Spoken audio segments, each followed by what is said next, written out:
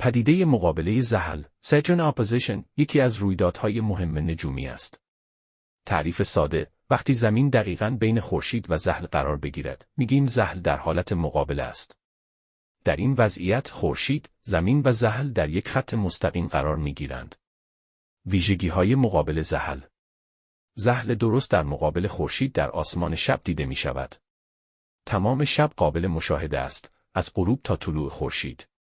درخشان تر از همیشه به نظر می رسد، چون نور خورشید مستقیما به آن می تابد.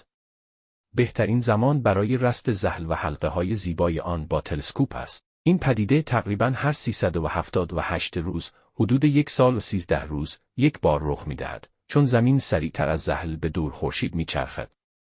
در زمان مقابله 30·1404 زحل در صورت فلکی دلو اکواریوس قرار داره. چطور پیداش کنیم؟ همون شب بعد از غروب خورشید کافیه به سمت شرق نگاه کنی. زحل مثل یک ستاره زرد، طلایی و نسبتاً پرنور دیده میشه. چون در مقابله هست، تا صبح بالای آسمون میمونه. با یک تلسکوپ کوچک میتونی حلقه های زیبای زحل رو هم ببینی.